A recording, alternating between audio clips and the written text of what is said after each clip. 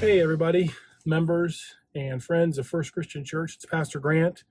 It's Wednesday, just about noon, and we finished our recording for Sunday morning. We're doing two services this Sunday. We're going to do a Mother's Day service, and then we're going to have one that is just a standard service, will not focus on Mother's Day in any way. We realize that Mother's Day can be a very difficult day for many people, and so we wanted to kind of give you the opportunity to choose which one you want to experience this Sunday. So both of those will be uploaded on our website late this week, and then of course we'll have both of them scheduled for Facebook on Sunday morning. So be looking for that. I just wanted to take a few minutes before I head back home and share a little update regarding the current pandemic situation and COVID-19. I know there are many of us who would love to reopen church, but before I get there, let me share with you first the work that the Sullivan Stitchers have done. I don't know if you know about them, but this is a group that's comprised of several women in our community. And over the past 6 weeks or so, they have made and distributed something like 4,500 masks. Now, many of these masks have been made because of the materials that you have previously donated to our church's quilting group. So because of an abundance of fabric donations, this group has been able to bless our community in a big way. And so I want to say thank you to you, and thank you especially to them for the work they've done. Now, as I've been thinking about what it looks like to reopen church, I've had a few conversations with our church leaders, and the board talked about this in their last meeting. And yesterday I listened to what a good pastor friend of mine had to share, and his thoughts were really on point. So I want to share some of those with you now with a credit to my friend, Pastor Greg. As you've probably noticed, our governor has released information about how and when our state is going to reopen. I know that there are some churches that are or will be reopening soon. And I also know that there are some people in our community who feel very strongly that all churches should be opening back up. And so the question has been, when are we going to open? Like I said, it was discussed at our last board meeting, and I'd like to offer some reflections on that question. In this unprecedented time, none of us have been trained for this. Pastors, business leaders, community leaders, we're all just trying to make sense of what's happening. So the first part of this is grace. I have no judgment or words against whatever plan people are choosing. We as a church are relying on what we understand to be best, and other people are going to make other decisions, and we want to say, God bless them. We'll pray that everything goes great for them. What we have come down to with making these decisions as a church is a reliance on what our values are.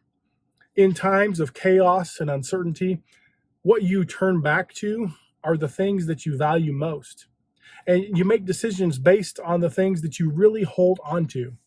For us as a church, the first primary foundational thing we hold on to is love. Everything we do needs to communicate and be an embodiment of the love of God for our world. We don't want to do anything that communicates something different than that. So within that, the nature of that is that we are trying to take a slow, measured approach to this whole thing, because there are still so many things that are unknown. So we have decided that in the midst of things being unknown, we will choose love over and over and over again. The best, most loving thing we can do for our neighbors and for those who are most at risk in our community is to exercise an abundance of caution. As Paul talks about in 1 Corinthians 13, the patient and kind nature of love is so important. So our posture as a church is one in which we are trying to express love by being patient. We all feel the urgency and the desire to get back to life as normal or a new normal. We want to get back out and be back into some sense of normalcy. But we're recognizing that right now, that's not something that would be loving. That would actually be filling our needs and our desires over and above what would be most loving toward others. You see, one of the most fundamental things about being a Christian is that we get to resemble Christ in the laying aside of our wants, our rights, or our desires for the sake of others. This is a fundamental Christian thing, wherein, as Paul talks about in Philippians chapter 2, Christ empties himself and sets aside who he was for the sake of us. So we readily choose that we will follow Jesus on this. We're not going to make a rash decision to defy what we believe is in the best interest and safety of those in our church and community. We are hopeful that by the end of this month, we will be able to begin small gatherings again. But in all honesty, it's too early to know. So as some churches may begin opening back up this week or next week or soon, we're going to do our best to demonstrate a God-like patience. We're not going to rush back into this. If by the end of the month our government still has restrictions in place, we're absolutely going to follow these restrictions.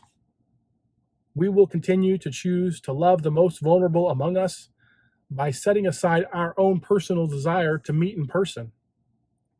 We're going to set aside what may even be our right, and we're going to continue to meet virtually because we feel that is the most loving thing that we can do. And even when we do begin gathering again in person, we plan to continue the online worship gatherings as a way to continue to love those who are not comfortable gathering in large groups. So let's keep choosing love together by demonstrating patience. I truly believe that great things are happening through our online worship gatherings. And as much as I miss seeing everyone face to face, I'm grateful that we're still able to connect in this way and that we're still reaching people and that God is still at work. As I finish up, be blessed this week as you finish it out. And I'll see you online this Sunday. God bless you.